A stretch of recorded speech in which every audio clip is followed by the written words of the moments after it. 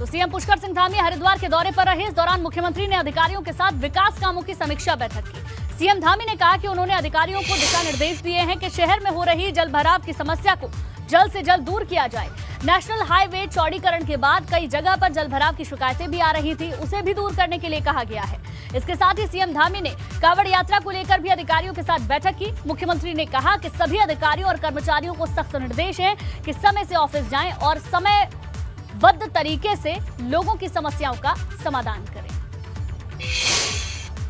हम लोग सरलीकरण, समाधान और निस्तारण, इन मंत्रों को लेकर लगातार आगे बढ़ रहे हैं और हमारा ये है कि सभी अधिकारीगण, सभी कर्मचारीगण जो हमारी एक समय सीमा है ऑफिसों में आने की और लोगों की समस्या सुनने की और उनका समाधान करने की, वो अपने अपने जो समय निर्धारण है उस समय पर पहुँचे और सभी समस्याओं का समाधान करें। कहीं से किसी की कोई भी शिकायत। चारधाम यात्रा पर यात्रियों की मुश्किलें कम होने का नाम नहीं ले रही। यमुनोत्री हाईवे राना चट्टी और सियान चट्टी के बीच खुल तो गया है, मगर हाईवे पर अभी भी यात्रियों की मुश्किलें कम नहीं हुई हैं। यमुनोत्री हाईवे भारी वाहनों की आवाजाही की वजह से बंद है, जिससे तीर्थयात्री परेशान हैं।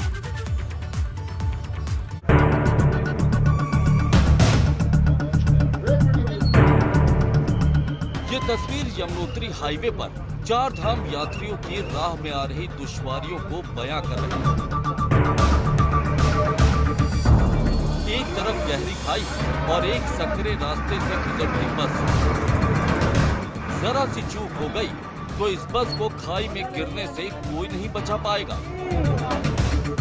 ये तस्वीरें यमुनोत्री नेशनल हाईवे 94 की, जहां सड़क पर पुश्ता ढह जाने से मार्ग की चौड़ाई काफी कम हो गई। बीआरओ ने रोड की मरम्मत कर किसी तरह से मार्ग तो खोल दिया, लेकिन इस जगह पर मार्ग की चौड़ाई काफी कम रह गई, जिस वजह से यहां से अब गुजरना खतरे को दावत देने जैसा है।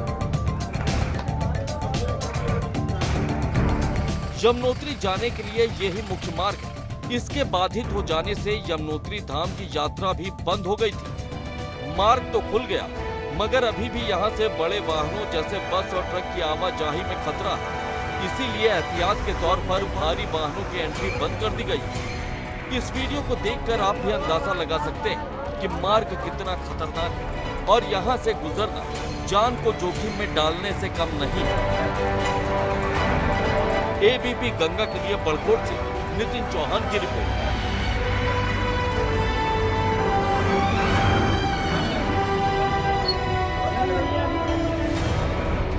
केदारनाथ धाम की यात्रा पर यात्रियों का हुजूम उमड़ रहा है। शुरू होने के महज 15 दिन के भीतर ही केदारनाथ धाम की यात्रा पर 2.5 लाख यात्री आ चुके हैं। आलम यह है कि बाबा केदार के दर पर तीर्थयात्रियों की भीड़ लगी है। लाइनों में लगे लोग ये इंतजार कर रहे हैं कि कब उनकी बारी आए और वो बाबा केदार के दर्शन कर सके। तो आपको बता दें, केदारनाथ की यात्रा के लिए अब तक 2.5 लाख श्रद्धालु पहुंच चुके हैं। यहाँ आने के बाद में साफ सफाई या सारी व्यवस्था बड़ी नंबर 1 की थी। नंबर 1 तो यहाँ के लोग बड़े ईमानदार, बहुत बढ़िया। हमारा एक्सपीरियंस बहुत अच्छा रहा। यहाँ आते ही एक जो मिरेकुलस फील हो रहा है, हमको बहुत खुशी हो रही है। केदारनाथ की बहुत अच्छी व्यवस्थाएं हैं, हॉस्पिटल की है, बाकी की भी बहुत सारी व्यवस्था बहुत बढ़िया है। वहीं 22 मई से हेमकुंड साहिब की यात्रा भी शुरू होने जा रही है। 19 मई को ऋषिकेश से यात्रियों का पहला जत्था रवाना हो चुका है। इस बार जिस तरह से 4 धामों में श्रद्धालुओं की भीड़ नजर आई, उसी तरह से हेमकुंड साहिब की यात्रा पर यात्रियों की भीड़ उमड़ने की पूरी संभावना है। यात्रा पर व्यवस्था बनी रहे, इसके लिए पर्यटन विभाग ने प्लान तैयार किया है। 22 तारीख से जब यात्रा चलेगी तो वहाँ पर आपको डेली के वहाँ पर 5000 के करीब पैसेंजर या श्रद्धालुओं के लिए बुकिंग ओपन की गई है अभी के लिए। तो उसमें ये ज़रूर ये आएगा कि कुछ लोग उतने हद तक जो है लोग ज़रूर रास्ते पर मिलेंगे। वो वही लोग होंगे जो जिनको होटल चाहिए होंगे, उनको और कोई सुविधाएं चाहिए होंगी, गाड़ियाँ चाहिए होंगी। तो आपको इतना जो है वो लोड बढ़ेगा, लेकिन ओवरऑल यात्रा का जब हम लोग संख्या देखते हैं तो उसके हिसाब से ये संख्या काफ़ी कम है।